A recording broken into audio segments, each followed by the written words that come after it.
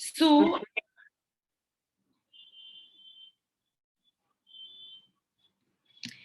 आध्यात्मिक ज्ञान अध्याय 4 ट्रांसेंडेंटल नॉलेज, जो सबसे इंपॉर्टेंट नॉलेज है, इसके बारे में हमने डिस्कस किया था कि ये ज्ञान पराशक्ति अपराशक्ति, ये जो ज्ञान है हमें उस परा और अपराशक्ति के बीच में भेद बताता है। ये ज्ञान हमें किस तरह से इम्पोर्टेंट है, किस तरह से सिर्फ इंफॉर्मेशन नहीं देता, किस तरह से हमें नॉलेज देता है, किस तरह से हमें लिबरेट करता है, ये सब चीजों के बारे में हमने डिस्कस किया था। टोटल 42 वर्सेस हैं इस अध्याय में, 42 वर्सेस हैं और 34 तक हम कर चुके हैं। आगे आज 3-4 और श्लोक करने की कोशिश करेंगे और शायद नेक्स्ट सेशन में ये अध्याय हम फिनिश कर सकते हैं, चौथा अध्याय ट्रांसेंडेंटल नॉलेज। नाउ आज हम कुछ इंपॉर्टेंट क्वेश्चंस जो अर्जुन ने कृष्ण से पूछे हैं और श्री कृष्ण किस तरह से उनका जवाब देते हैं, किस तरह से उनके बारे में उन्हें बताते हैं, वो सुनेंगे। तो शुरू करते हैं अध्याय 4 आध्यात्मिक ज्ञान। ओम अज्ञानतिमिरान्धस्य ज्ञानाञ्जनशलाकया चक्षुरुन्मीलितं येन तस्मै श्री गुरुवे नमः। लास्ट जो आपने श्लोक सुना था लास्ट क्लास में, 34th श्लोक चौथे अध्याय का, बहुत इंपॉर्टेंट श्लोक था। वो श्लोक में भगवान ने अर्जुन के इस क्वेश्चन का आंसर दिया कि ये आध्यात्मिक ज्ञान हमें प्राप्त कैसे होगा। तो भगवान श्री कृष्ण बताते हैं, बहुत इंपॉर्टेंट वर्स है, तत्विधि परिपातेन परिप्रश्नेन सेवया। तो मतलब इस श्लोक में भगवान बताते हैं कि गुरु के पास जाओ, गुरु के पास जाओ, विनम्र बन के विनीत भाव से उनसे जिज्ञासा करो, उनसे प्रश्न पूछो और वो हमें ये ज्ञान देंगे, क्योंकि वो स्वरूप सिद्ध हैं।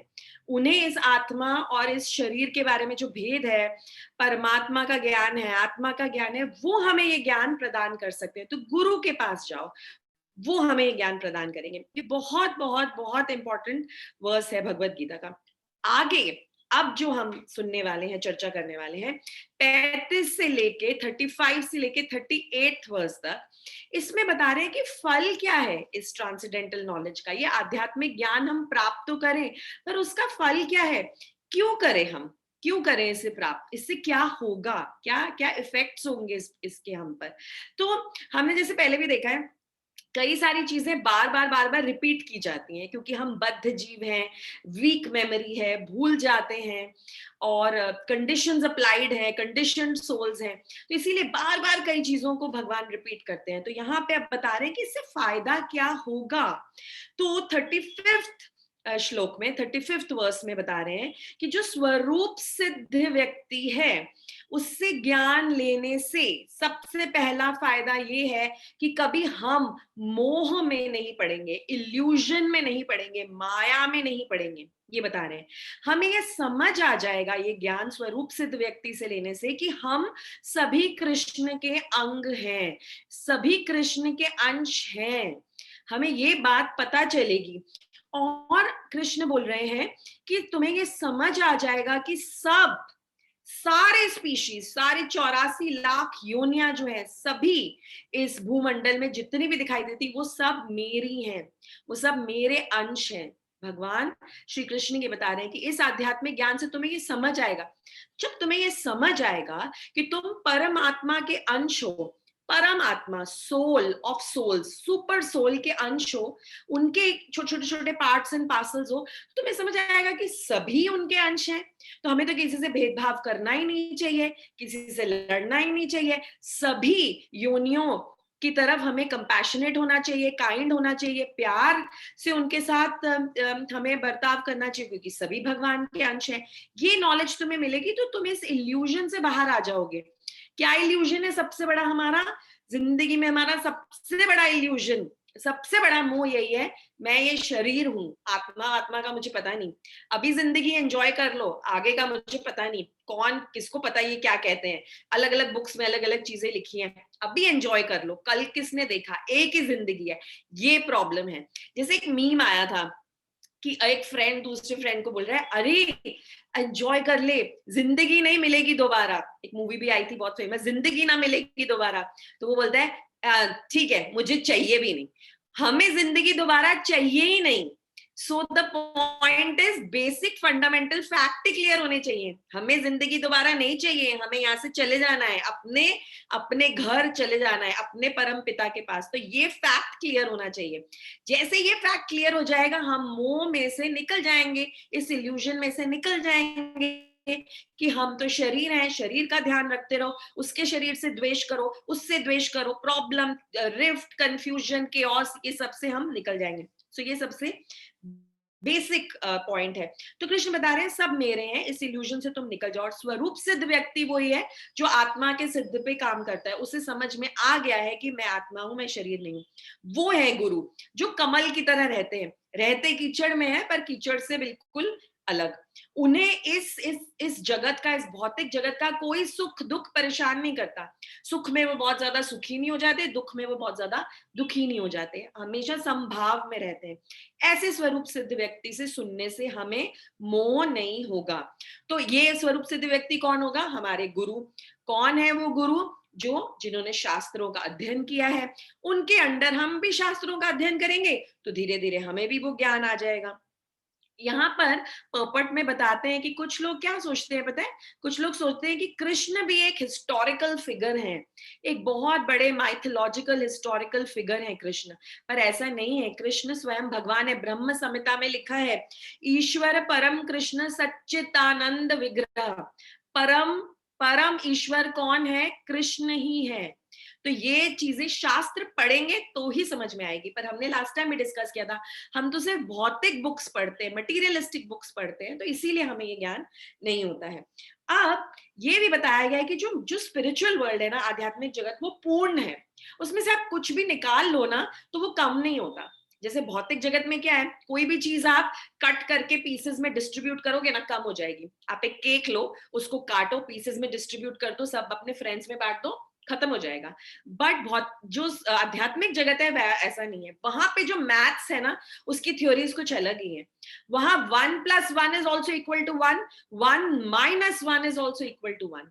आध्यात्मिक जगत में से कुछ भी ले लें, वो पूर्ण ही रहता है, क्योंकि वहां पूर्ण पुरुषोत्तम है, पुरुषों पे उत्तम श्री कृष्ण है वहां, जो पूर्ण है।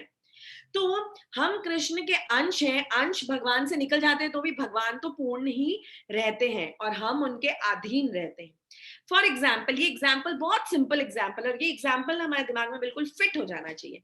जैसे एक छोटा बच्चा है, उसके उस वो ना घर घर खेलना चाहता है, और वो बोलता है पापा मुझे ना आपके साथ घर में नहीं रहना है, मुझे अपना एक अलग घर चाहिए। तो पापा बोलते हैं अरे बेटा तू मेरे घर में रह रहा है, मैं तेरा इतना ध्यान रखता हूँ, तुझे सब कुछ देता हूँ, तुझे क्या चाहिए तू बोल, मैं सब ला दूंगा। नहीं नहीं, आप सब ला तो दोगे पर मुझे नहीं मजा आ रहा, मुझे तो अलग ही रहना है अपने फ्रेंड्स के साथ, एक अपना घर बना के। तो पापा बोलते हैं अच्छा कहाँ रहोगे? ये घर के बाहर है ना, आप मेरे को एक छोटा सा घर बना दो। घर बना देते हैं। अच्छा क्या करोगे यहाँ पे? मैं अपना खुद का ही काम करूंगा, मेरे सारे छोटे छोटे टॉयज दे दो, मेरे सारे बर्तन दे दो, वो स्टील के बर्तन छोटे छोटे आते हैं, प्लास्टिक के बर्तन आते हैं, वो सब बर्तन ले लेता है बच्चा। बोलता है मैं अपना खुद ही खाना बनाऊंगा और मैं अपना खुद ही रहूंगा। तो बहुत समझाने के बाद भी वो बच्चा यही करता है। थोड़ी देर बाद एक कुत्ता आ जाता है वहां पे, जोर जोर से भौंकता है बच्चे के ऊपर।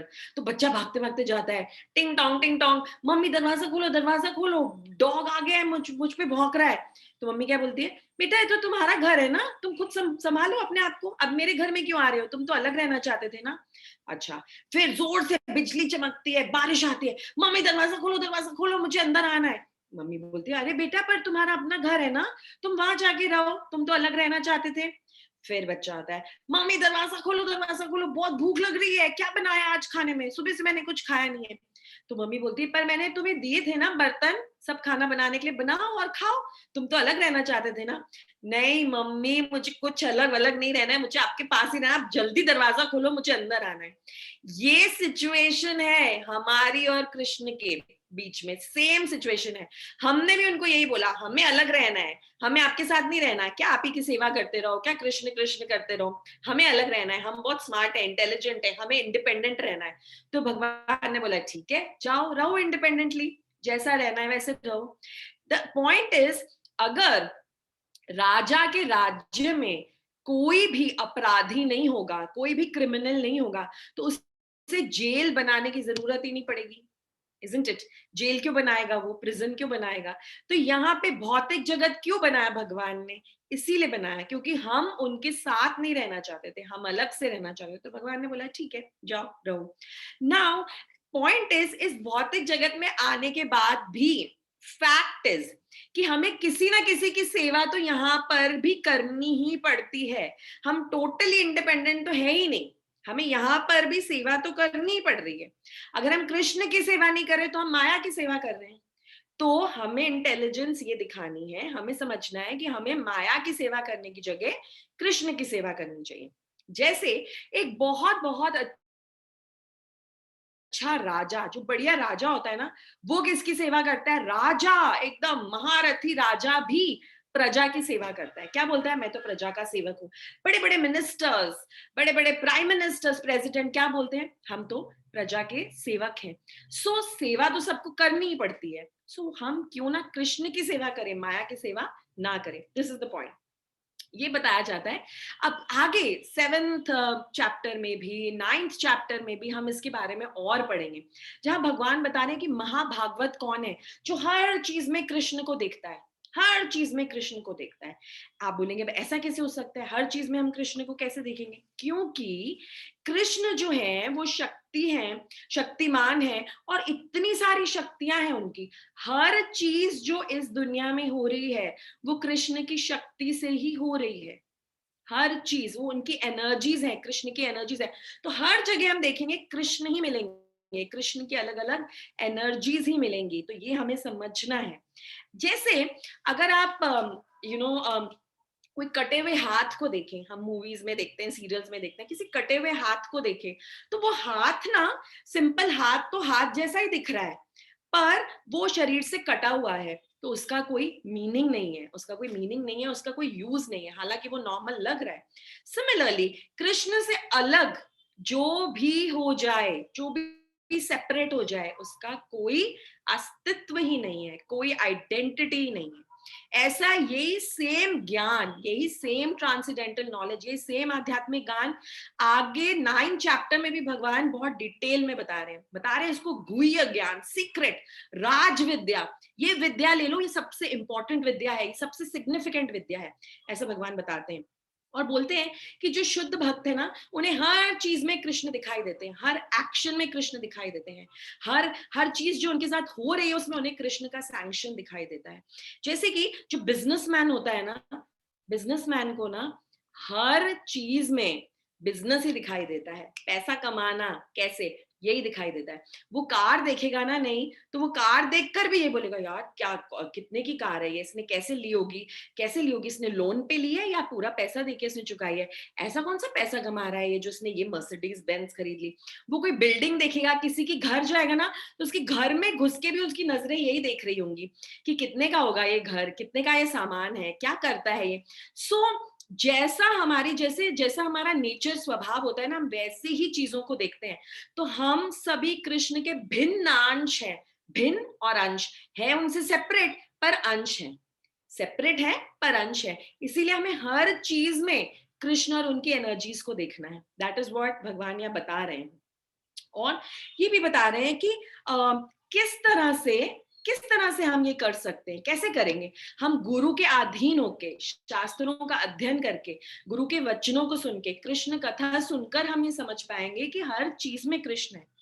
ऐसा ही ब्रह्म विमोहन लीला में हुआ था। अगर आप ब्रह्म विमोहन लीला अगर आपने कभी सुनी हो तो आपको ध्यान रहेगा कि उस लीला में क्या हुआ था। उस लीला में ऐसा हुआ था कि भगवान श्री कृष्ण अपने सभी सखाओं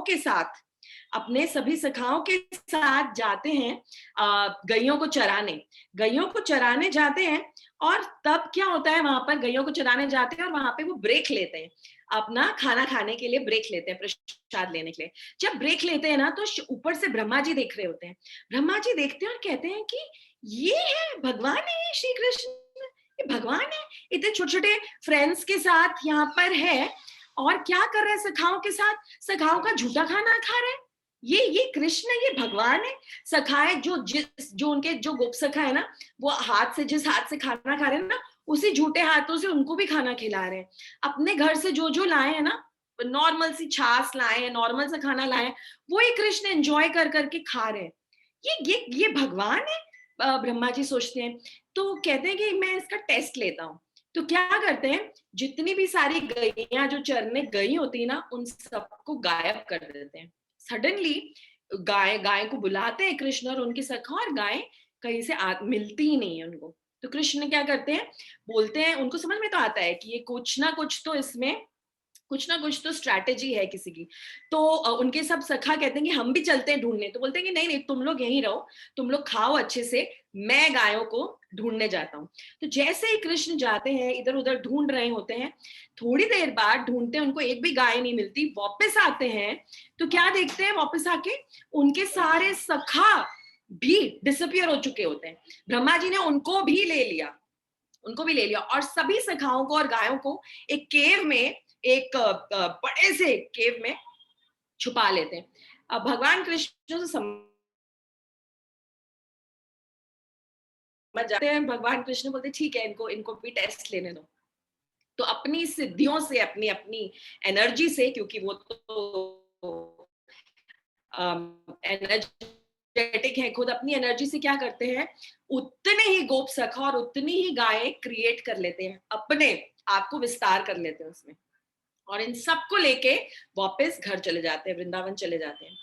नाउ अब जब वो वापस जाते हैं, तो देखते हैं कि जो सारी गोपियां होती हैं, जो जो बड़ी सीनियर एल्डरली गोपियां होती हैं, वो सभी अपने बच्चों से इतना ज्यादा प्यार करती हैं, अपने बच्चों से जितना प्यार करती थी उससे कई गुना ज्यादा प्यार करती हैं, और हमेशा उनको आलिंगन करके रखती हैं, बहुत प्यार करती हैं। इवन गाय, ये जो सब बछड़े वापस जाते हैं, इवन उनकी जो माताएं होती हैं चाटती रहती हैं उनको।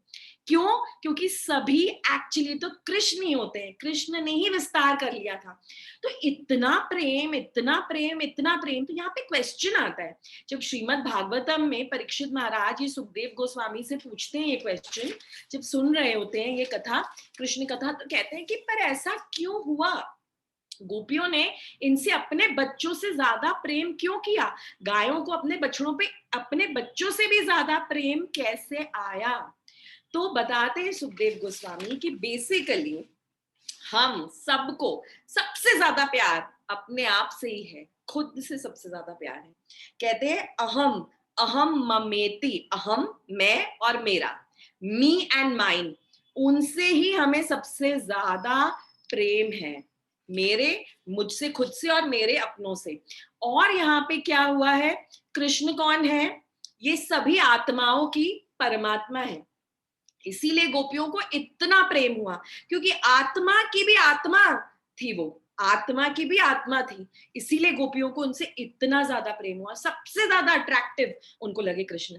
तो कृष्ण की ये क्वालिटी है कि वो सभी सभी योनियों को अट्रैक्ट करते हैं। ऐसे नहीं कि सिर्फ हमें अट्रैक्ट करेंगे, दूसरे जानवरों को, दूसरे जीवों को अट्रैक्ट नहीं करेंगे, कृष्ण सबको अट्रैक्ट करते हैं। इसीलिए जब हम पद यात्रा पर निकलते हैं, तो हमें हमें बताते हैं, हमें हमारे गुरु, कि अगर आपको रास्ते पे कोई ना भी दिखे, इसका मतलब ये नहीं है कि आपको संकीर्तन करना बंद कर देना है, क्योंकि वहां दूसरे जीव जंतु हैं, गाय है, कुत्ते हैं, वहां पे पेड़ है, पौधे हैं, उनको भगवान का नाम सुनाओ, वो भी अट्रैक्ट होते हैं, उनकी भी भक्ति सुकृति बढ़ती है। तो ये इस श्लोक में बता रहे हैं कि सबसे पहला एडवांटेज क्या है ये ट्रांसेंडेंटल आध्यात्मिक ज्ञान लेने का, हम मोह से, इल्यूजन से, माया से रिलीज हो जाते हैं, फ्री हो जाते हैं मोह से, ये बता रहे हैं। और हम कृष्ण के करीब आते हैं, अट्रैक्ट होते हैं कृष्ण से। जो लोग माया में हैं वो कृष्ण से अट्रैक्ट नहीं होते। माया मतलब समथिंग विच इज नॉट, माया जो नहीं है वो माया है। तो हमें इस माया में नहीं पड़ना है, जो चीजें नहीं है हमें उनसे अट्रैक्ट नहीं होना है, हमें कृष्ण से अट्रैक्ट होना है, ये बताते हैं। अब आगे के श्लोकों में ग्लोरीफाई किया जा रहा है, बहुत महिमा गाई जा रही है आध्यात्मिक ज्ञान की, और भी रीजंस बताए जा रहे हैं कि आध्यात्मिक ज्ञान लेना क्यों जरूरी है। तो आगे के श्लोक में बता रहे हैं कि सबसे बड़ा पापी व्यक्ति जो है ना, पापियों में भी जो सबसे बड़ा पापी है, वो भी वो भी इस नाव में, इस आध्यात्मिक ज्ञान की नाव में बैठकर इस पूरे अज्ञानता के सागर को क्रॉस कर सकता है। अब ध्यान से सुनिएगा, बहुत पोएटिक है और बहुत ही प्रेरणादायक श्लोक है, बहुत इंस्पायर करेगा, बहुत इंस्पायर करेगा। जो सबसे बड़ा अपराधी है, सिनर है, गलत काम करता है, अपराधियों में भी जो सबसे बड़ा अपराधी है, ठीक है, वो इंसान भी इस नाव में, इस आध्यात्मिक ज्ञान की नाव में बैठकर अज्ञानता के सागर को क्रॉस कर सकता है। नाउ थोड़ा सा विरोधाभास लगता है इस श्लोक में, थोड़ा सा विरोधाभास लगता है। पहली बात तो अज्ञान व्यक्ति की बात हो रही है, पापी व्यक्ति की बात हो रही है, पापियों में भी जो सबसे बड़ा पापी है उसकी बात हो रही है। तो वो ज्ञान को प्राप्त कैसे करेगा, वो क्यों इस नाव में बैठेगा, वो क्यों ज्ञान को प्राप्त करेगा? और फिर अगर पापी से पापी व्यक्ति भी इस ज्ञान को प्राप्त करके भगवान को प्राप्त कर लेगा, तो ये तो बहुत बड़ा क्वेश्चन मार्क हो गया। ये कौन सा सिद्धांत है भाई, ये तो विरोधाभास हो गया। तो फिर हमें तो बताया जाता है हमें पाप नहीं करना चाहिए, हमें तो आध्यात्मिक बनना चाहिए। तो क्या हो रहा है यहाँ पर? तो यहाँ भगवान बता रहे हैं, यहाँ भगवान ये बताते हैं कि आचार्य क्या समझा रहे हैं, भगवान की वाणी को समझा रहे हैं आचार्य कि थोड़ा ना ये ड्रामेटिक करने के लिए बताया गया है, थोड़ा सा हमें अपनी अपनी पोजीशन से थोड़ा हिलाने के लिए बताया गया, ड्रामेटिक्स थोड़ा क्रिएट करने के लिए बताया गया कि पापी से पापी व्यक्ति भी ये कर सकता है। क्या वो एक्चुअली कर सकता है? अपनी योग्यता पे नहीं कर सकता, पर गुरु की कृपा मिलेगी तो जरूर कर सकते हैं। तो गुरु का गुणगान गाया जा रहा है, ज्ञान का गुणगान गाया जा रहा है, क्योंकि ऑब्वियसली ज्ञान कहां से मिलेगा? गुरु से ही मिलेगा। ये आध्यात्मिक ज्ञान गुरु हमें ज्ञान कहां से देंगे? शास्त्रों से देंगे। तो ये यहाँ बताया जा रहा है कि पापी से पापी व्यक्ति भी ये कर सकता है। एग्जाम्पल्स दिए जा रहे हैं यहाँ पर, बहुत से एग्जाम्पल्स हैं, हमने पहले भी सुने हैं। जैसे डाकू था रत्नाकर नाम का डाकू था, सब बहुत डकैती करता था। नारद मुनि उसको देखते हैं। नारद मुनि एक ऐसे ऐसे गुरु हैं, जगत गुरु हैं, जो सभी का उद्धार करना चाहते हैं। तो नारद मुनि जब उन्हें देखते हैं तो उन्हें लगता है कि क्या होगा इस डाकू का, इतने गलत काम इसने किए हैं। तो डाकू को जाके बताते हैं कि तुम है ना राम का नाम जपो, राम राम राम राम ऐसा बोला करो। तो वो जो डाकू है ना रत्नाकर, वो बोलता है राम राम नहीं, मैं तो सिर्फ मरा मरा मरा मरा ही बोल सकता हूँ। बोलता है ठीक है कोई बात नहीं, तुम मरा मरा बोल सकते हो ना, मरा मरा ही बोल लो। तो मरा मरा मरा मरा राम राम राम राम राम राम राम बोलने लगा वो डाकू। मरा मरा चैंट करते करते राम राम चैंट करने लगा, और वो कौन बने? वाल्मीकि ऋषि बने। ऐसे ही मृगारी जो मृगों को आधा काट के फेंक देता था, सारे एनिमल्स को वो हंट करता था ना, वो आधा आधा उन्हें मार के फेंक देता था, उन्हें पूरी तरह से भी नहीं मारता था, वो कराते रहते थे, रोते रहते थे। उन्हें भी नारद मुनि ने ये ज्ञान दिया कि देखो तुम ये जो सब कर रहे हो ना, ये ज्ञान तुम समझो, आगे जाके तुम्हारे साथ भी ऐसा ही होगा। जिस तरह से तुम इन जानवरों को मार रहे हो ना, ये तुम्हें भी इन्हीं जानवरों की तरह मारा जाएगा। ये तो कर्म का खेल है, तुम्हें इसका भुगतान तो तुम्हें करना ही पड़ेगा। जब मृगारी को ये ज्ञान मिलता है, मृगारी ने बचपन से जानवरों को मारना ही सीखा था, उसके पिताजी ने यही सिखाया था उसको। जब मृगारी को ये ज्ञान मिलता है और जब वो अपना फ्यूचर देखता है, तब वो समझता है। और फिर उसे नारद मुनि बताते हैं कि सिर्फ भगवान का नाम जपो, हरे कृष्ण महामंत्र का नाम जपो, तुलसी मैया को अपने आंगन में लगाओ, तुलसी मैया की परिक्रमा करो और हरे कृष्ण महामंत्र का जप करो। तो मृगारी ने बोला यही सब करता रहूंगा तो मेरे परिवार को खिलाएगा कौन, मेरा तो काम ही है। तब नारद मुनि बोला तुम भगवान का नाम जप कर देखो तो सही, अपने आप तुम तक भगवान अपना प्रसाद पहुंचाएंगे, तुम तक सभी अन्न पहुंचा देंगे। और वो ही होता है मृगारी के साथ। सारे गांव वाले उसको अन्न देने लग जाते हैं और मृगारी और उसका पूरा परिवार जो है भगवान का नाम चैंट करता है। यहाँ बताया गया है कि ये जो दिव्य ज्ञान है ना, ये किसी को भी और सबको शुद्ध कर लेता है, सबको शुद्ध कर देता है। इंपॉर्टेंट सेंटेंस अगेन, किसी को भी और सबको, पापी से पापी व्यक्ति को भी और सबको। ये कोई बायस नहीं करता, प्रेजुडिस नहीं करता, ये अच्छा है ये बुरा है, ये सभी को तार देता है, सभी को लिबरेट कर देता है, सभी को मुक्त कर देता है। ये है दिव्य ज्ञान, ये दिव्य ज्ञान की इंपॉर्टेंस है। एंड यहाँ पे एक बहुत सुंदर चीज बताई गई है, आप ध्यान से सुनिएगा। यहाँ नाव की बात की गई है। ओके, यहाँ क्या कहा गया? अज्ञानता का सागर। हम जब सुबह मंगला आरती करते हैं उसमें भी बोलते हैं संसार दावानल। ये जो पूरा संसार है ना, ये अग्नि है, अग्नि जैसे फॉरेस्ट फायर है ना, ये वो है। ये इस संसार को ओशन के साथ भी कंपेयर किया गया है कि बहुत बड़ा भव सागर है जिसको हम क्रॉस नहीं कर सकते स्विम करके, हम इतना ज्यादा स्विम कर ही नहीं सकते। तो यहाँ बताया गया है कि हम नाव का सहारा लें, उस नाव में बैठ के हम इसे पार कर पाएंगे। शास्त्रों में, भगवत गीता में श्रीमद् भागवतम में नाव को कई बारी नाव को मनुष्य शरीर बताया गया है कि मनुष्य शरीर एक ऐसी नाव है, एक ऐसी बोट है जिसमें आध्यात्मिक ज्ञान प्राप्त करके भगवान का नाम लेकर हम इस भव सागर को क्रॉस करके अपने एटर्नल होम पहुंच सकते हैं, अपने नित्य धाम पहुंच सकते हैं, ऐसा बताया गया है। कई कई पर ऐसा भी एग्जाम्पल दिया गया है कि ये जो नाव है ना, ये कृष्ण के श्री चरण है, उन्हें पकड़कर, उनकी भक्ति करके, उनके चरणों को पकड़कर हम इस भावसागर से बाहर निकल सकते हैं, ऐसा बताया गया। अब ये जो नाव है, इसका मेटाफर बहुत सुंदर है। देखिए, जब कोई इंसान डूब रहा होता है ना सागर में, इस भौतिक जगत में जैसे हम डूब रहे हैं, हम पूरे टाइम हमें माया का प्रहार हो रहा है, हम पर हर तरफ से माया का प्रहार हो रहा है, त्रिताप में हम जल रहे हैं। त्रिताप भी हमने सुना है, आध्यात्मिक प्रॉब्लम्स है, आदि दैविक प्रॉब्लम्स है, आदि भौतिक प्रॉब्लम्स है। आदि दैविक मतलब जो नेचुरल डिजास्टर्स है, वो प्रॉब्लम्स कभी भी आती हैं। आध्यात्मिक प्रॉब्लम, हमारा माइंड हमें इतना डिस्टर्ब करता है, इतना स्ट्रेस देता है, दूसरे लोग हमें इतना परेशान करते हैं, तो ये प्रॉब्लम्स हम सभी को है, ये त्रिताप है। इन त्रिताप से हम कैसे निकलेंगे? इस नाव पे बैठ के हम इस त्रिताप के ओशन से निकल पाएंगे, सागर से निकल पाएंगे। ओके, अब इस नाव में हमें बैठना है। प्रभुपाद बताते हैं कि जो डूब रहा है ना ओशन में, वो स्विम करने की कोशिश कर रहा है, तैरने की कोशिश कर रहा है, कब तक तैरेगा? भव सागर में, बड़े से सागर में कोई कब तक तैरेगा? कभी ना कभी तो थकेगा। फिर उसे नाव दिखती है। नाव कौन है? या तो मनुष्य शरीर है या भगवान श्री कृष्ण के चरण है। वो नाव को पकड़ लेता है, नाव पे चढ़ जाता है। नाव पे चढ़ जाएगा तो धीरे धीरे chances are high, chances are bright कि वो भवसागर को क्रॉस कर लेगा। अब उस नाव में क्रॉस करने के लिए भी उसको क्या चाहिए? थोड़ी अच्छी हवाएं चाहिए, फेवरेबल विंड्स। अगर बहुत ज्यादा तूफान आएगा तो फिर से नाव डूब जाएगी। तो ये जो अच्छी सुंदर हवाएं है ना, ये कौन है?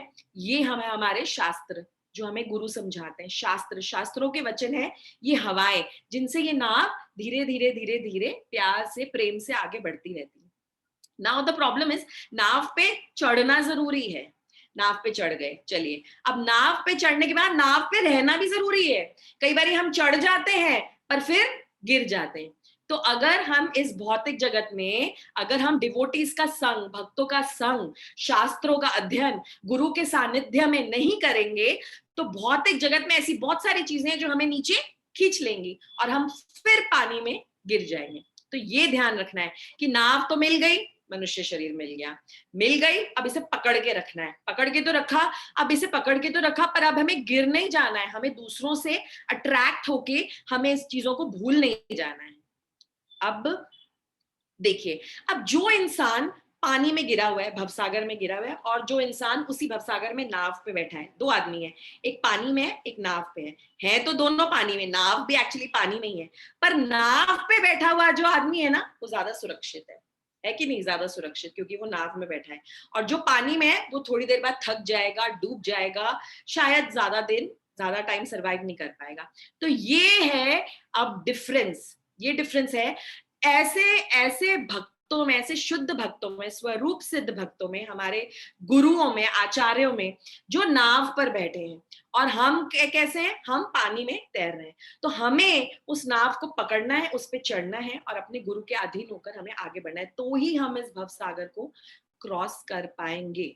ये बता रहे हैं, यहाँ पर एक्सप्लेन कर रहे हैं। एंड अपनी योग्यता, अपने स्वाध्याय से, अपने अध्ययन से हम आगे ज्यादा नहीं बढ़ पाएंगे। हमें हमेशा जरूरत रहेगी अपने गुरु की कृपा की शक्ति हमें समझनी बहुत जरूरी है। ये बात आप प्लीज आज की क्लास से एक पॉइंट जिसे आप ले जाइएगा, टेक अवे ये रखिएगा, कृपा शक्ति, गुरु की कृपा शक्ति, शुद्ध भक्तों की कृपा शक्ति it has unbelievable strength and energy. बहुत कॉजलेस मर्सी होती है इनकी, कॉजलेस कृपा होती है, किसी वजह से कृपा नहीं करते, कॉजलेस होती है कृपा, पर ये कृपा बहुत शक्तिशाली होती है। आगे के श्लोक में 37वें वर्स में बता रहे हैं कि ये जो वुड होती है ना, जो भी लकड़ी होती है, लकड़ी के अंदर ही एक्चुअली आग होती है, हमें दिखती नहीं है वो आग। हम जैसी लकड़ी को ईंधन ईंधन के पास लाते हैं, उसको इग्नाइट करते हैं, उसको वो स्पार्क देते हैं, वो जल जाती है, वो लकड़ी जल जाती है। वो क्यों जलती है? क्योंकि उसके अंदर ऑलरेडी, उस लकड़ी के अंदर ऑलरेडी आग है, अग्नि है। वो अग्नि जल जाती है ईंधन से।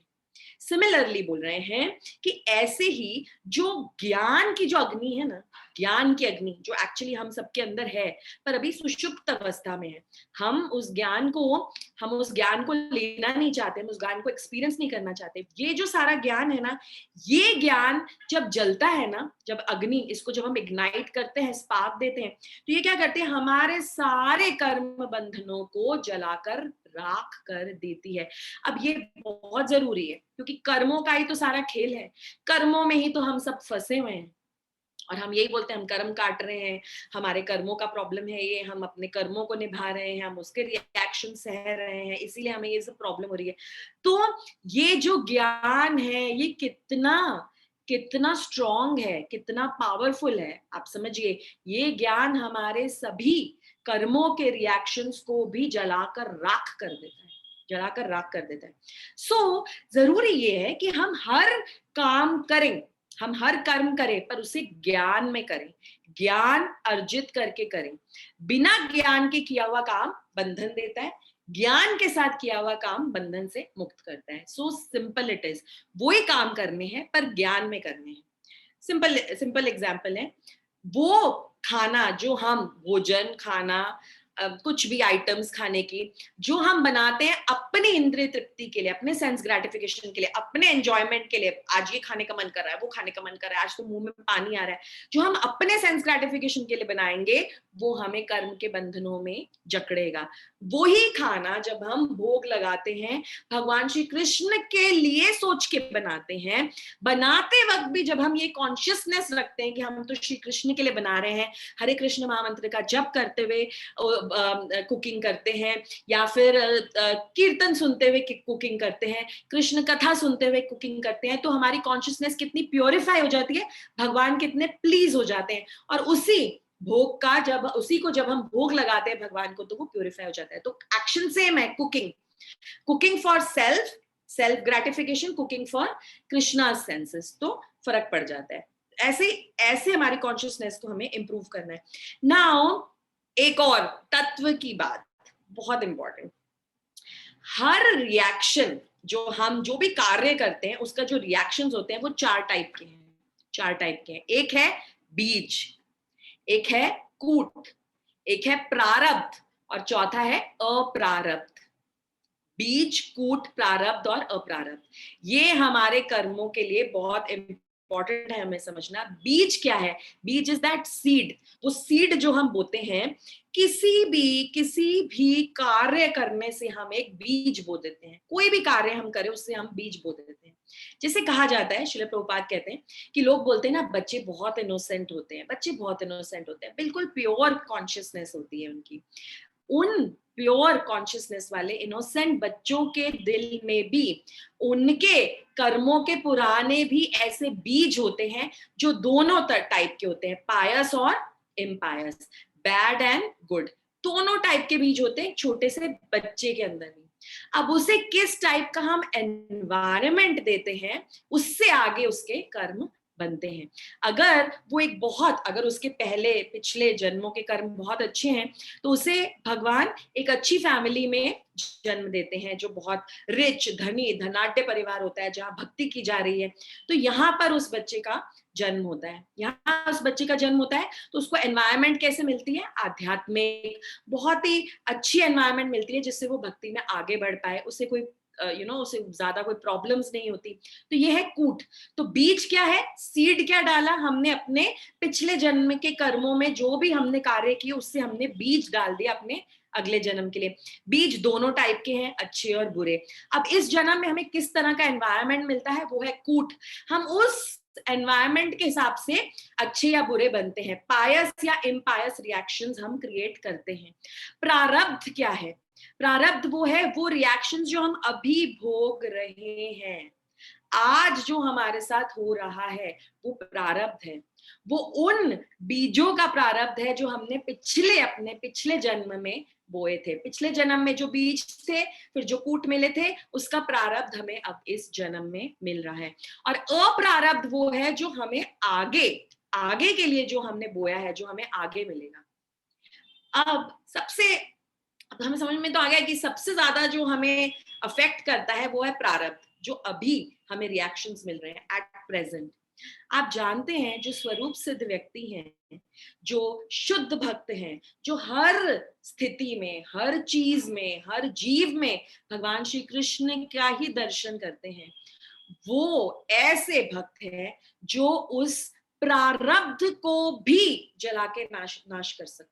हम नहीं कर सकते, हम साधक हैं, हम अभी भी उस प्रोसेस पे धीरे धीरे चल रहे हैं। पर जो शुद्ध भक्त है वो प्रारब्ध को भी जलाकर राख कर देते हैं।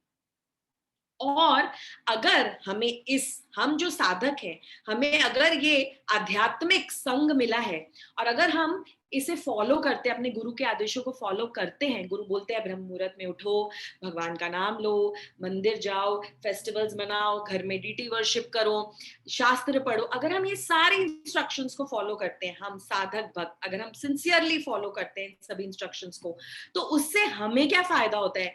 हमारा बीज और कूट जल जाता है, जल जाता है। इससे क्या होता है? अगले जन्म में, हमारी अगली योनि में, जब हम वापस से जन्म लेंगे, हमारा बीज और कूट जल गया है, तो हमारे जो प्रारब्ध है, उनका जो नंबर है, काउंट है, वो एकदम कम हो जाता है। पर जो स्वरूप सिद्ध व्यक्ति हैं, जो आत्मा सिद्ध है, जो बहुत आगे एडवांस हो चुके हैं, हर चीज में कृष्ण को देखते हैं, हमेशा सिर्फ कृष्ण के बारे में ही सोचते हैं, उन्हीं के प्लेजर के लिए कार्य करते हैं, वो तो अपने प्रारब्ध को भी खत्म कर लेते हैं। जैसे आज हम बीमार भी होते हैं, हमारे साथ कुछ कुछ ऐसी घटनाएं होती हैं जो हमें बहुत दुख देती हैं, हमें परेशानी देती हैं, वो सारे हमारे प्रारब्ध हैं। पर ऐसे जो भक्त होते हैं, जो शुद्ध भक्त होते हैं, जो हर चीज में कृष्ण को देखते हैं, कृष्ण के प्लेजर के लिए काम करते हैं, उनपे ये घटनाएं तो घटेंगी, क्योंकि वो इस भौतिक जगत में है, पर दे विल बी अनअफेक्टेड, उनको उसका कोई इफेक्ट ही नहीं होता है, कोई इफेक्ट नहीं होता है उनके ऊपर। सो वो उस अवस्था में भी भगवान का नाम लेते रहेंगे, and they don't get disturb. जैसे हम तो डिस्टर्ब हो जाते हैं, एक छोटी सी भी प्रॉब्लम आती है तो हम बहुत डिस्टर्ब हो जाते हैं, हम कहते हैं क्या करें प्रभु जी, क्या करें गुरु जी, हम तो भगवान का नाम नहीं ले पा रहे, इतनी प्रॉब्लम आ गई ना, मैं रात को इतनी लेट सोती हूँ ना, मुझे ऑफिस से इतने लेट आती हूँ, इतना सारा काम करना पड़ता है, मेरे से सुबह नहीं उठा जाता। हमारी साधकों की इस टाइप की बहुत सी एक्सक्यूजेस होती हैं, पर जो हमसे ऊपर एलिवेटेड लेवल के हैं ना, वो कोई एक्सक्यूज नहीं देते, वो कोई एक्सक्यूज नहीं देते। वो शाम रात को 2 बजे सो के भी सुबह ब्रह्म मुहूर्त में उठ के चैंटिंग करते हैं। तो उन लोगों पर ये प्रारब्ध का इफेक्ट नहीं होता है। तो हमें ये समझा रहे हैं भगवान कि तुम भी धीरे धीरे धीरे धीरे आध्यात्मिक ज्ञान ग्रहण करके उस लेवल पर आ सकते हो। और कौन नहीं चाहता अपने प्रारब्धों को खत्म करना? कौन नहीं चाहता? हम सब ये चाहते हैं कि अपने प्रारब्ध को खत्म कर दें। हम कौन चाहता है ये रोज रोज की प्रॉब्लम्स? कोई नहीं चाहता। सो इस प्रेम की अवस्था पर जब हम पहुंचेंगे ना, जब हम सिर्फ और सिर्फ कृष्ण से प्रेम करते हैं, हर जगह में कृष्ण दिखाई देते हैं, हर चीज में हमें कृष्ण का हाथ दिखाई देता है, तब हमें विप्रलंब भाव महसूस होता है, भगवान से सेपरेशन। क्यों मैं कृष्ण से इतनी दूर हूं? क्यों मैं कृष्ण के पास नहीं जा सकती? कृष्ण, क्यों आपने मुझे इस भौतिक जगत में फेंक दिया? मुझे आपके पास आना है, मुझे आप ही की सेवा करनी है, मुझे और किसी की सेवा नहीं करनी। जब हम इस भाव पे पहुंचते हैं, तब हमारे प्रारब्ध जो है वो जल जाते हैं। गुरु की जो महिमा है यहाँ पर इसीलिए बताई जा रही है क्योंकि गुरु जो है ना, गुरु की कृपा से हमारे प्रारब्ध अप्रारब्ध सभी बीज कूट प्रारब्ध अप्रारब्ध सब कट के खत्म हो जाते हैं। जब श्रील प्रभुपाद यूएसए गए तो वहां पे हिप्पीज थे, म्लेच्छाज, सबसे लोएस्ट कैटेगरी उन्हें माना जाता था। कोई भी रूल का वो पालन नहीं करते थे, हर टाइप की चीज खाते थे, ऐसे ही बिना कपड़ों के सड़कों पर लेटे रहते थे, इतना ड्रिंक करते थे, इतने इंटॉक्सिकेटेड रहते थे। पर आप जानते हैं श्रील प्रभुपाद ने उनके बीज कूट प्रारब्ध अप्रारब्ध को इस तरह से जलाया कि वो जो म्लेच्छा थे, कुछ सालों बाद वो डीटी वर्शिप कर रहे थे, मंगला आरती कर रहे थे। आप समझ सकते हैं किस तरह से उनके प्रारब्धों को श्रील प्रभुपाद ने जलाया। तो गुरु में ये शक्ति होती है, उनमें ये शक्ति होती है कि वो हमारे बीज कूट प्रारब्ध को जला सके। सो ये यहाँ पे बता रहे हैं। आगे के श्लोक में 38th वर्स में बता रहे हैं कि सबसे सिंपल मेथड कौन सा है, शांति, पीस और एटर्नल सुख, सच्चित आनंद प्राप्त करने का सबसे सिंपल प्रोसेस कौन सा है, वो यहाँ पे बता रहे हैं। बोल रहे हैं कि ये जो दिव्य ज्ञान है ना, इसको आप किसी भी चीज से कंपेयर नहीं कर सकते, ये इतना एलिवेटेड लेवल का है। ये दिव्य ज्ञान मिल जाए तो आपको पीस, हैप्पीनेस सब कुछ मिल जाएगा। कैसे मिलेगा? ये इतना पवित्र है और ये इतना सबलाइम है। What is the meaning of Sublime?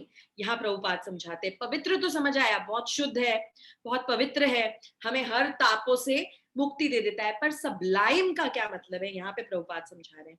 सो एक बार रिविजन करके सिर्फ इतना याद कर लें कि ये नॉलेज है क्या। हम बोल तो रहे हैं चौथा अध्याय आध्यात्मिक ज्ञान, आध्यात्मिक ज्ञान, आध्यात्मिक ज्ञान, ये ज्ञान हमें लेना चाहिए। भौतिक ज्ञान तो ठीक है, भौतिक ज्ञान हमें कहीं से भी लिबरेट नहीं करेगा, सिर्फ आध्यात्मिक ज्ञान हमें लिबरेट करेगा। आध्यात्मिक ज्ञान मिलेगा कैसे? गुरु के पास जाके मिलेगा, विनम्र होके हम गुरु से क्वेश्चन पूछेंगे तो हमें आध्यात्मिक ज्ञान मिलेगा। ओके, तो ये आध्यात्मिक ज्ञान में हमें एक्चुअली प्राप्त क्या होगा? हमें ये नॉलेज प्राप्त होगी कि हम शरीर नहीं है, हम आत्मा है, नंबर 1। नंबर 2, हम भगवान श्री कृष्ण के अंश हैं। मैं, आप, कुत्ता, बिल्ली, जानवर, छिपकली, सब सब सब, ये पेड़ पौधे सब भगवान श्री कृष्ण के अंश हैं, ये नॉलेज मिलेगी। और तीसरी नॉलेज मिलेगी कि हम सब और मैं कृष्ण के दास हैं। वो है परम पिता, वो है परमेश्वर, वो है पुरुषोत्तम और हम हैं उनके दास। जैसे ही ये दासत्व वाली फीलिंग आएगी ना, हम सब कुछ उनको सरेंडर करने लग जाएंगे। अभी हम अपने आप को दास नहीं समझते, हम अपने आप को मास्टर ही समझते हैं। मैं, मेरा है, ये सब कुछ मेरा है। सो जैसे ही हमें ये फीलिंग आएगी कि हम दास हैं, things will become so simple and so clear, हमें नॉलेज क्लियर मिल जाएगी। सो ये नॉलेज जिसको मिल गई ना, उसे बाहर सुख ढूंढने की जरूरत नहीं है, उसे अंदर से आनंद की प्राप्ति होगी। गुरु महाराज अभी कुछ दिन पहले ही बोल रहे थे कि सुख का रिजल्ट दुख है। हाउ आयरॉनिक, कितनी आयरॉनिक है ये स्टेटमेंट कि सुख का रिजल्ट क्या है? दुख। एंड ये जितनी भी अजीब लगे बात, ये जितनी भी बात अजीब लगे, हमें पता है कि ये बात सच है। सुख के बाद दुख जरूर आता है, कोई भी चीज परमानेंटली नहीं रहती इस दुखालय में, शाश्वतम में। दुख के बाद सुख आता है और सुख के बाद दुख आता है। हमें सुख नहीं चाहिए, गुरु महाराज यही समझा रहे थे, हमें सुख की कामना नहीं करनी है, हमें आनंद की कामना करनी है। आनंद जो हमेशा रहे, सच्चित आनंद। वो सच्चित आनंद इस आध्यात्मिक ज्ञान को प्राप्त करने के बाद ही होगा, क्योंकि तब इस ज्ञान को प्राप्त करने के बाद हम बाहर भौतिक जगत में, बाहर की चीजों में सुख नहीं ढूंढेंगे, हम अपने अंदर आनंद को महसूस करेंगे, अपने अंदर।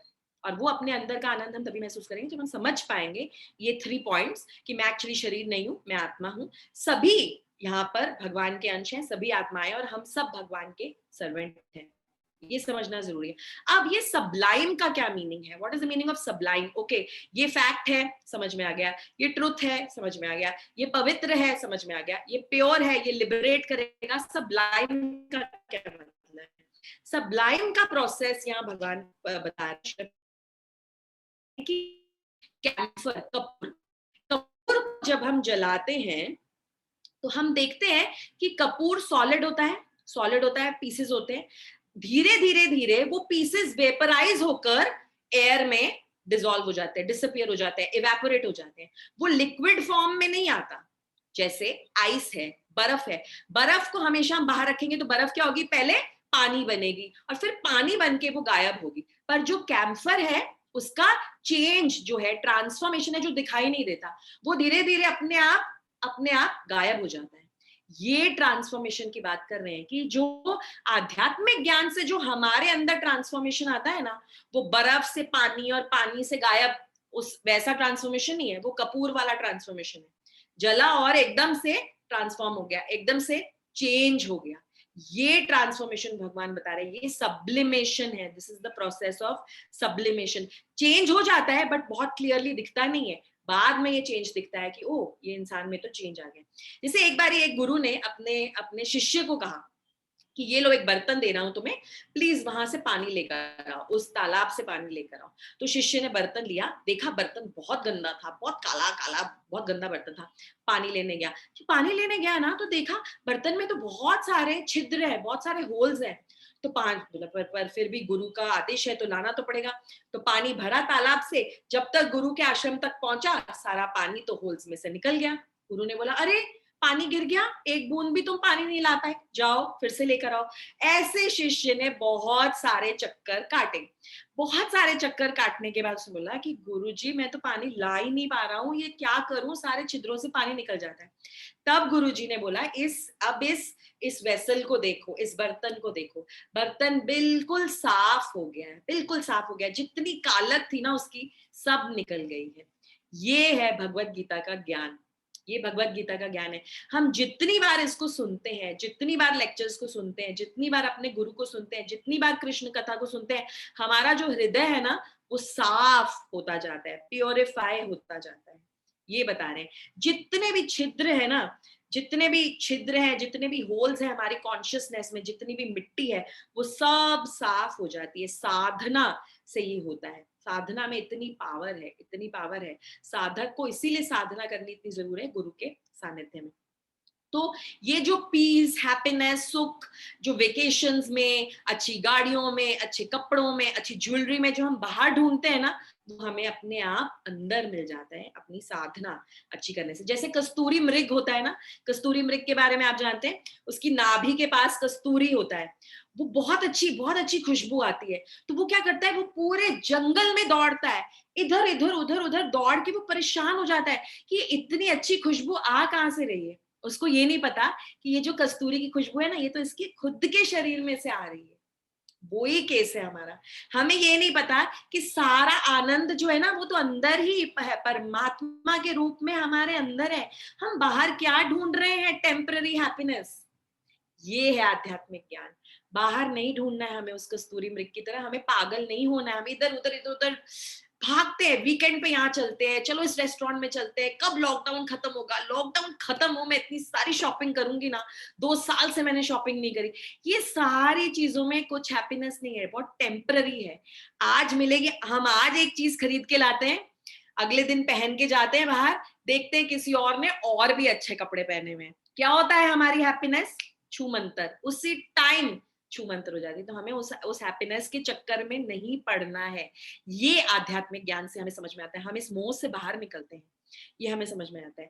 आगे 39th वर्स में, 39th वर्स में भगवान बता रहे हैं, मैं 39th वर्स ले लेती हूँ, 5 मिनट है। भगवान बता रहे हैं कि अच्छा, अब ये आध्यात्मिक ज्ञान बहुत सुंदर है, बहुत अच्छा ज्ञान है। अब ये आध्यात्मिक ज्ञान मिलेगा किसको, कौन क्वालिफाइड है इस आध्यात्मिक ज्ञान के लिए? क्या हम सब ये आध्यात्मिक ज्ञान ले सकते हैं इक्वली, या कोई क्वालिफिकेशन है इसके लिए? स्कूल में तो क्वालिफिकेशन होती है, तो कैसे करेंगे? तो यहाँ भगवान बता रहे हैं 3 पॉइंट्स हैं। सबसे पहले तो आध्यात्मिक ज्ञान के लिए हमें श्रद्धा होनी चाहिए। हम जो भी सुन रहे हैं उसमें हमारा फेथ होना चाहिए, हमें वो फेथ होनी चाहिए, इस नॉलेज में श्रद्धा होनी चाहिए।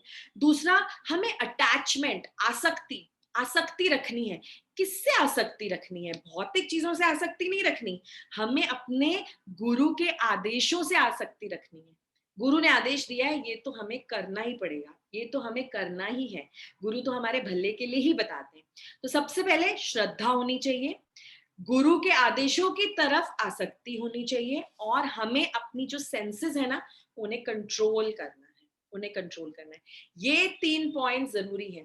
ये 3 पॉइंट्स अगर हम फॉलो करेंगे तो हम इस आध्यात्मिक ज्ञान को बहुत जल्दी ले पाएंगे। हम देखते हैं हमारी क्लासेस में, हमारे ग्रुप्स में, हमारे बहुत सारे ग्रुप्स हैं, हम क्लासेस अटेंड करते हैं, हम हमारा कांग्रेगेशन है, हम मिलते हैं, मंदिर में मिलते हैं, अलग अलग फेस्टिवल्स में मिलते हैं।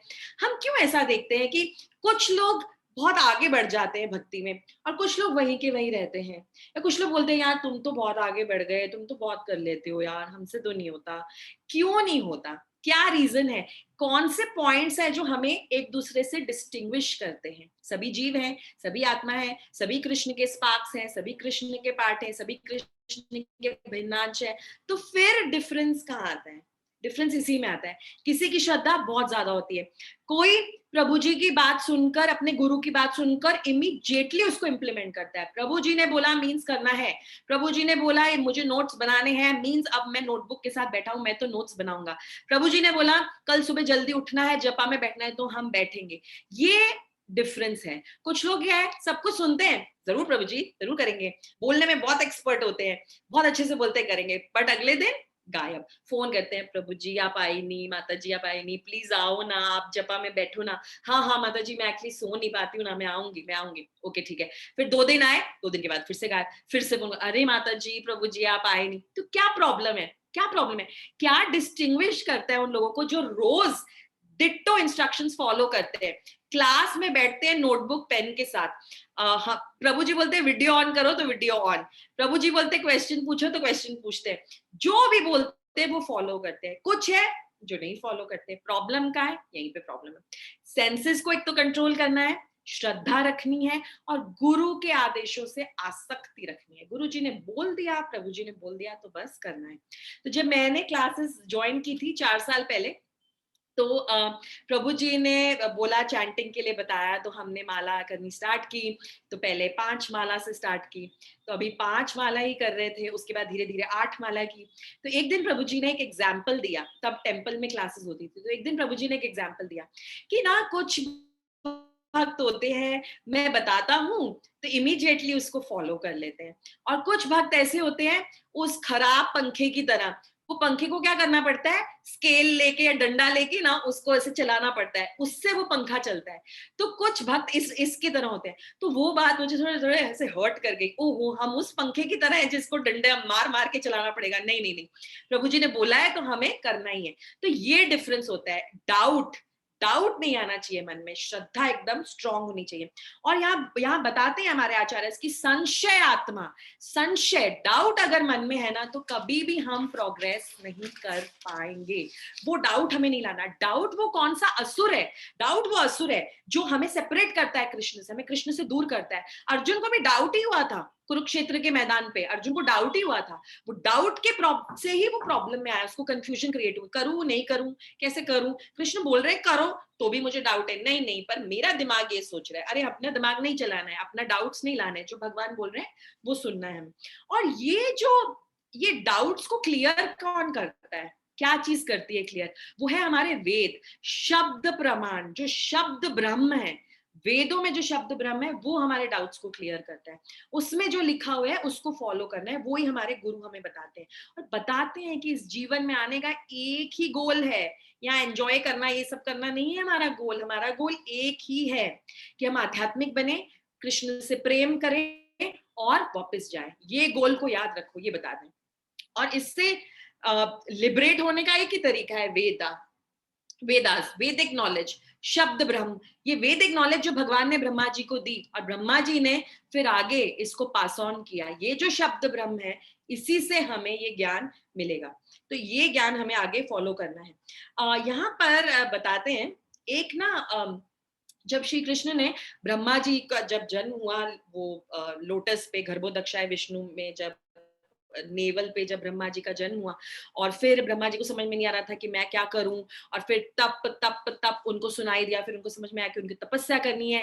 फिर श्री कृष्ण ने वेदों का ज्ञान उन्हें दिया, जो ब्रह्मा जी ने सुना, 4 मुखी ब्रह्मा जी ने चारों वेदों का ज्ञान सुना, फिर सारे वेद मिक्स हो गए, फिर वेदों को अलग अलग करना पड़ा। ये जो पूरी इंफॉर्मेशन है, उस टाइम पे क्या हुआ, उस टाइम पे मधु नाम का असुर आया, मधु नाम का असुर आया, और उसने क्या किया पता है, उसने ब्रह्मा जी के मस्तिष्क से, ब्रह्मा जी के दिमाग से, ब्रह्मा जी पूरे इंटेलिजेंस के बने, पूरे बुद्धि से ही बने ब्रह्मा जी, उसने ब्रह्मा जी के इंटेलिजेंस से, बुद्धि से सारे वेदों को हैक कर लिया।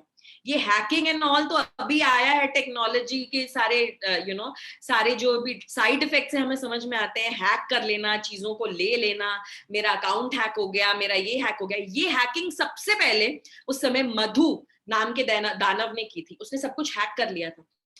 और तब श्री कृष्ण आए थे हयग्रीव का अवतार लेकर। हयग्रीव एक ऐसा अवतार है उनका जिसका जो फेस था ना, जिसका मुख था, वो हॉर्स का था, घोड़े का था। तो हयग्रीव के रूप में आए थे और उन्होंने मधु दानव से ये सारे जो वेद है उनको वापस लिया था। तभी कृष्ण का नाम है एक मधुसूदन, क्योंकि उन्होंने उस मधु दानव को मारा था। और उन्होंने कैसे ये सारे वेदों को वापस लिया? शब्द ब्रह्म से ही उन्होंने मधु को मारा और सभी वेदों को वापस लिया था। इसीलिए बोला जाता है कि शब्द ब्रह्म में, वेदों में, हरे कृष्ण महामंत्र में जो सिर्फ एक शब्द ध्वनि है, उसमें कितना कितनी कितनी स्ट्रेंथ है, कितनी स्ट्रेंथ है। वो भगवान के पास हमें ले जा सकती है, हमें लिबरेट कर सकती है। और माया की शक्ति को चीरने वाला सिर्फ और सिर्फ ये शब्द ब्रह्म है कलयुग में, हरे कृष्ण महामंत्र। यहाँ पर एक एक एक छोटी सी स्टोरी से एंड करूंगी, जिससे ये बात हमें अच्छे से समझ में आएगी कि माया और भगवान, माया कितनी स्ट्रांग है क्योंकि भगवान की शक्ति है। एक बार एक राजा और रानी थे, बहुत बड़ा राज्य था उनका। वहां पर ना एक मैजिशियन आया, एक जादूगर आया, अपनी पूरी फैमिली के साथ आया। उसकी वाइफ भी जादूगरनी थी और उसके बच्चे भी आए साथ में। तो उन्होंने बोला कि हम यहाँ पर आके यहाँ पर एक बहुत अच्छा जादू का खेल कर सकते हैं। तो राजा और रानी ने बोला कि ठीक है, आप कीजिए। तो उन्होंने वो जब जादू का खेल किया तो सब लोग बहुत प्रसन्न हो गए, बहुत हंसी भी आई सबको, बहुत मजा भी आया, बहुत एकदम से स्तब्ध भी रह गए सभी लोग कि किस तरह का जादू हो रहा था। तो जब जादू का खेल खत्म हुआ तो रानी ने बोला, हम बहुत प्रसन्न हैं आपसे, आपने बहुत अच्छा किया ये जो भी प्रेजेंटेशन किया। तो रानी ने क्या किया, खुश होके अपने गले से अपना बहुत ही बेशकीमती हीरों का हार निकाला और जो जादूगरनी थी ना, जादूगर की जो पत्नी थी, उसको दे दिया। तो बोला, आप ये हार ले लो, मैं आपसे बहुत प्रसन्न हूँ, आपने बहुत खुश किया मेरी प्रजा को। तो उसने वो हार लिया। जैसे उसने वो हार लिया ना, उसके छोटे छोटे बच्चे थे, तो वो आए, बोलते कि आप ये हार हमें दे दीजिए, हमें इस हार के साथ खेलना है। तो उनकी माँ ने बोला, जो जादूगर की पत्नी थी, कि नहीं, ये बहुत बेशकीमती हार है, इसमें हीरे जवाहरात सब जड़े हुए हैं, आप इसे खेल नहीं सकते, खेलने की चीज नहीं है। बोले, नहीं नहीं, हमें तो इसी से खेलना है, दे दो। उन्होंने छीन लिया अपनी माँ से वो, और दोनों बच्चे उससे खेलने लगे। रानी देख रही है, बहुत हैरान हो कि ये क्या कर रहे हैं, कि किस चीज से खेल रहे हैं। और माँ भी कुछ कर नहीं पा रही। खेलते खेलते खेलते खेलते दोनों लड़ने लग गए कि मेरा हार है, नहीं मेरा हार है। दोनों लड़ने लग गए और हार को जब खींचा, हार तो टूट ही गया। और तभी गुस्से में आकर एक ने तलवार निकाली, बच्चे ने तलवार निकाली और दूसरे बच्चे का सर काट दिया। जैसे ही उसने ये ऐसी हरकत की, वैसे ही पिता को बहुत गुस्सा आया। पिता ने तलवार ली, दूसरे बच्चे का सर काट दिया। जैसे ही ऐसा पिता ने किया, पत्नी ने क्या किया, तलवार ली और पति का सर काट दिया। और उसके राजा और रानी देख के इतने ज्यादा हैरान हो गए कि देखते देखते हुआ क्या। अभी तो इतना अच्छा शो चल रहा था, इतना अच्छा जादू का खेल किया, और अभी कुछ ही मिनटों में पूरा का पूरा परिवार खत्म हो गया। बहुत दुखी हो गए वो लोग, बहुत दुखी हो गए। थोड़े दिन के बाद, और समझ नहीं पाए कि हुआ क्या। थोड़े दिन के बाद उनके पास एक मैसेंजर आया, एक एक दूत आया, एक नोट लेकर। और उस नोट में ये लिखा था कि आप हमारे जादू के खेल से इतने प्रसन्न हुए थे कि आपने हमें वो हीरो का हार, बहुत बहुमूल्य हार दिया था। अब आप दूसरा खेल नहीं देखना चाहते, आके हमारा दूसरा खेल तो देखिए और फिर देखते हैं आप कितने खुश होते हैं। तो उसमें एक एड्रेस दिया था, वो उस एड्रेस पे जाते हैं तो देखते हैं राजा और रानी कि वो पूरा परिवार जिंदा है। वो जादूगर, उसकी पत्नी और वो दोनों बच्चे वहां पर जिंदा है। वो भी एक जादू का करतब था उनका, जो उन्होंने ये सब सिचुएशन क्रिएट की, एक दूसरे को मारने की, काटने की, वो उनका जादू का करतब था। तो वो राजा रानी को कहते हैं कि अब आप प्रसन्न है कि नहीं, उस जादू के करतब से तो आप प्रसन्न हुए, इससे आप प्रसन्न हुए कि नहीं। तो बहुत ही शौक में आ जाते हैं राजा और रानी। सो बेसिकली कहने का मतलब यह है कि मायावी शक्तियां जो है, हर कोई ग्रहण कर सकता है। आज की डेट में भी ऐसे साधु हैं जो ये सब सिद्धियां प्राप्त कर सकते हैं। और इस तरीके के हम देखते हैं कई जादू के खेल।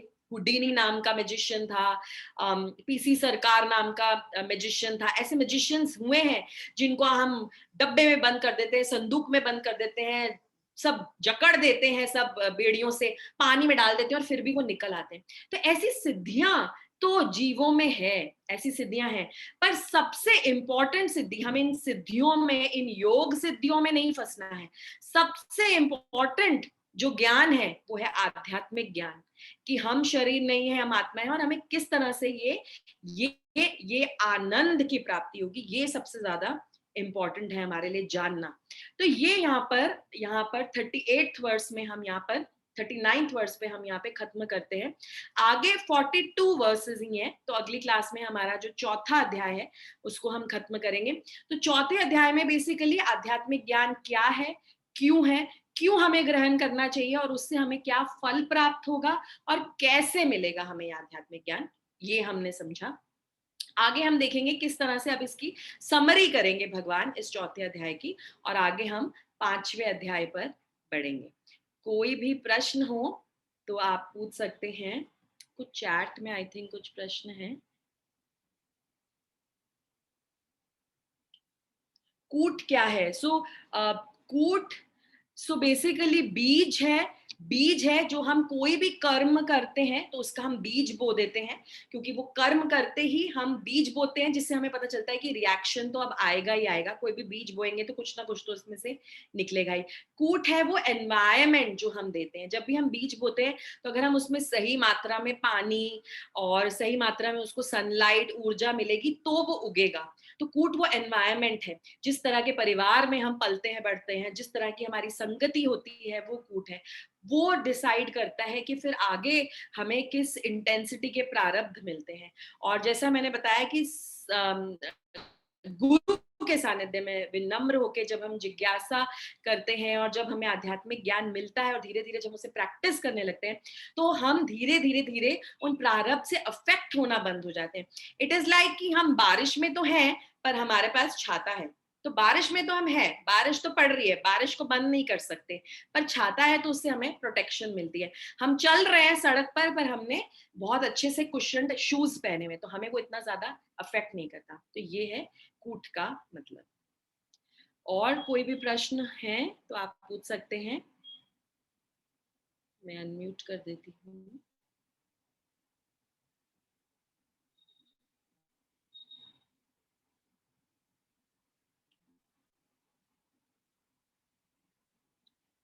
ओके, अगर कृष्ण विष्णु के अवतार हैं तो उन्हें परमपिता परमेश्वर क्यों माना जाता है?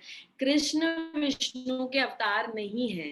यही हमारा अच्छा क्वेश्चन है जो आपने पूछा। अगर हमने पहले की क्लासेस अटेंड नहीं की हैं, अपनी basic Bhagavad Gita classes attend नहीं की हैं, तो हमें ये डाउट रहता ही है। हमारे बेसिक फंडामेंटल नॉलेज में हमें ये समझाया जाता है कि कृष्ण है अवतारी, कृष्ण अवतारी हैं, सारे अवतार उनमें से आते हैं। और कृष्ण का जो सबसे पहला एक्सपेंशन है वो है बलराम जी, और बलराम जी का जो एक्सपेंशन है वो है महाविष्णु, और महाविष्णु से आते हैं फिर गर्भोदक्षाय विष्णु, फिर क्षीरोदक्षाय विष्णु। तो कृष्ण अवतारी हैं, विष्णु उनके अवतार। इसीलिए कृष्ण को परम पिता परमेश्वर पुरुषोत्तम कहा जाता है, क्योंकि Krishna is the source of all sources. सबसे पहले वो ही है, उन्हीं से सबसे पहले एक्सपेंशन होता है। बलराम जी आते हैं और राधा रानी आती है, और बलराम जी से आगे एक्सपेंशन होते हैं। राधा रानी से सारी लक्ष्मियां, सारी गोपियां, सारी द्वारका की रानियां, वो सभी राधा रानी से एक्सपैंड होती है। तो कृष्ण नहीं जा सकता। उनकी जो भावना थी कि बेटी से मिल लूं तो नहीं मिल पाए, या बेटी अगर और कोई प्रश्न नहीं है तो हम यहीं पर सेशन को खत्म करते हैं। अगले सेशन में चौथा अध्याय हमारा पूर्ण हो जाएगा। चौथे अध्याय से रिलेटेड या पहले के 3 अध्यायों से रिलेटेड अगर आपके कोई भी प्रश्न हो तो लिख लीजिएगा, हम उन्हें डिस्कस कर सकते हैं आगे बढ़ने से पहले, ताकि 4th अध्याय तक हमारा जो कॉन्सेप्ट है वो क्लियर हो जाए और फिर हम आगे बढ़े। आगे हम बहुत गुह्य ज्ञान की तरफ बढ़ रहे हैं, बिकॉज जो बीच के, जैसे मैं हमेशा बोलती हूँ भगवत गीता में जो है वो it is like a cheese sandwich. जैसे बीच में चीज जो है वो सबसे इंपॉर्टेंट चीज है, आगे पीछे ब्रेड है, ऐसे जो बीच के 7th से लेके 12th चैप्टर्स जो है वो सबसे इंपॉर्टेंट है, सबसे गुह्य ज्ञान उसमें, क्योंकि उसमें भगवान हमें भक्ति योग का ज्ञान दे रहे हैं।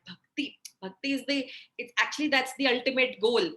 हम कितने भी अलग अलग पाथ्स ले लें, कोई भी अलग अलग डायरेक्शन ले लें, पर ये जो रोड हम पकड़ेंगे, भक्ति की रोड पकड़ेंगे, तो ही हम फटाफट अपने गोल पर पहुंचेंगे। तो उसके बारे में हमें ज्ञान मिलेगा आगे। ओके, एक और क्वेश्चन है, कई बार हम किसी रिलेटिव या फ्रेंड को डिवोटी बनाने के लिए बहुत समझाते हैं और प्रीचिंग करते हैं, फिर भी वो अपनी फॉल्स ईगो के कारण सब कुछ इग्नोर करता है, तो ऐसे जीवों का कल्याण कैसे होगा?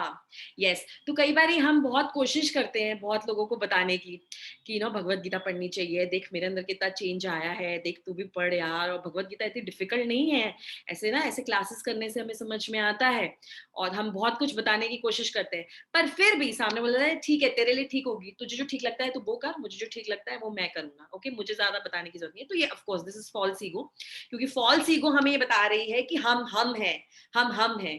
फॉल्स ईगो हमें ये एडमिट नहीं करने दे रही कि हम तो कृष्ण के दास हैं। तो हमें क्या करना चाहिए, वो हमें इग्नोर करता है, तो हम ऐसे जीवों का कल्याण कैसे करेंगे? ऐसे जीवों का कल्याण करने का सबसे सबसे इजीएस्ट तरीका है उनको प्रसाद खिलाना।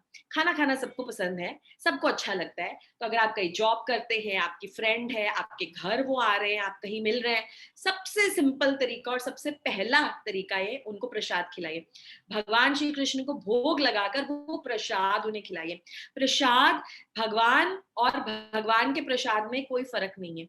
जैसे जैसे हम भगवान का प्रसाद खाते हैं, वो उस स्कॉच ब्राइट का काम करता है और हमारे हृदय को साफ करता है। So prasad is the first thing. Second thing is कि आप बोलना बंद मत कीजिए, आप बोलते रहिए, बोलते रहिए, बोलते रहिए, बोलते रहिए। पता है वो कैसे पानी की बूंद एक एक पत्थर के ऊपर भी गिरती है ना, सालों तक गिरती रहती है, तो पत्थर को भी वो पानी से वो सॉफ्ट कर देती है। तो आप बताते रहिए, आप अपना काम करते रहिए, आप हिम्मत मत हारिए। थर्डली, हमें अपना आचरण बहुत सही रखना है, क्योंकि हमें ये मौका नहीं देना है उसको बोलने का तू तो बड़ा भगवत गीता पढ़ता है, तेरी भी आदतें वैसी ही है, तुझमें कौन सा बड़ा डिफरेंस है। तो कल ही मेरे स्कूल में ऐसा कुछ हुआ, और मैंने कुछ ऐसा रिएक्शन दिया, ऐसा क्यों किया उसने, अब मैं भी उसकी बात नहीं सुनूंगी। तो आप मानेंगे नहीं, मेरे कलीग्स जो साथ में बैठे थे सबसे पहले ये बोला, पर मैम आप सुबह उठ के 3:30 बजे जप करते हो, वो जप नहीं करती। तो मुझे स्ट्राइक किया कि yes, now we are role models. अगर हम भगवत गीता पढ़ रहे हैं, अगर हम दूसरों को प्रचार कर रहे हैं, तो हमें अपने हर एक्शन, अपने हर रिएक्शन को बहुत सोच समझ के करना है, क्योंकि वो उल्टा हमें जवाब दे सकते हैं कि तेरे में क्या डिफरेंस आया, तू भी तो यही कर रहा है, तू भी तो ऐसे ही रिएक्ट कर रहा है, तुझे भी तो उतना ही गुस्सा आता है। तो हमें ये समझना चाहिए। And prasad is the easiest. Prasad बांटिए ना, हम वैसे भी अपना जो भी ले जाते हैं, लोगों को घर इनवाइट करते हैं प्रसाद के लिए, खाने के लिए इनवाइट करते हैं, मील्स लेने के लिए इनवाइट करते हैं, कभी हम बाहर जाते हैं तो प्रसाद बांटिए। प्रसाद से जरूर जरूर जरूर, कितने भक्त हैं टेम्पल में, कितने भक्त हैं इस्कॉन में जो सिर्फ प्रसाद से अट्रैक्ट होकर आए और आज इतने सालों से भक्ति कर रहे हैं। So these are some few tips जो हम कर सकते हैं, उनके साथ प्रैक्टिस कर सकते हैं। ठीक है, हरे कृष्णा। हरे कृष्णा। ओके, ओके, ठीक है, तो अपनी वाणी को यही विराम देती हूँ। नेक्स्ट सेशन में 4th चैप्टर खत्म हो जाएगा, और रिमाइंड करती हूँ आपको, अगस्त में, फर्स्ट वीक ऑफ अगस्त में अमोघ लीला प्रभु जी का लेक्चर होने वाला है। And Amogh Leela Prabhu ji lecture देंगे, बहुत सारे क्वेश्चंस हम उनसे पूछ सकते हैं, बहुत प्रैक्टिकल जवाब देते हैं वो, और हर टाइप का क्वेश्चन उनसे पूछा जा सकता है। So let us be strong. भगवान जो बार बार बता रहे हैं माया उन्हीं की शक्ति है, तो माया बहुत स्ट्रांग है, बहुत स्ट्रांग है, बहुत अट्रैक्ट करेगी, बहुत टेम्प्ट करेगी, और बहुत सारे अनर्थास को जागृत करेगी हमारे अंदर। पर हमें एकदम फोकस्ड रहना है, फोकस्ड रहना, अपने गुरु की बातों से आसक्ति रखनी है, उनके इंस्ट्रक्शन से आसक्ति रखनी है, डाउट नहीं लाना है, श्रद्धा बना के रखनी है। और ये प्रॉब्लम्स आती रहेंगी, दुखालयम अशाश्वतम है, कुछ ना कुछ चैलेंजेस आते रहेंगे, डरना नहीं है। छोटे छोटे टेस्ट है जो भगवान दे रहे हैं हमें, हमें उनको प्रूव करना है कि we are loyal to you, हम आपके पास आना चाहते हैं, आप कितने भी टेस्ट दोगे हम आपको नहीं भूलेंगे। तो ये हमें प्रूव करना है, और सबसे इजी है ये सब करना। आपको लग रहा होगा बोलना बहुत आसान है, सबसे इजी है ये सब करना भक्तों के साथ है। भक्त हम हमें स्ट्रेंथ देंगे, हम उनसे पूछ सकते हैं, हम उन्हें देखकर इंस्पिरेशन ले सकते हैं। और भक्त बहुत कंपैशनेट होते हैं, बहुत बहुत बहुत कंपैशनेट होते हैं। तो भक्तों के संग में रहिए, भगवत गीता का अध्ययन कीजिए, क्वेश्चंस पूछिए, क्लासेस अटेंड कीजिए, भगवान का नाम लीजिए, और धीरे धीरे धीरे धीरे हम भगवान के धाम वापस जा सकते हैं। हरे कृष्णा, थैंक यू।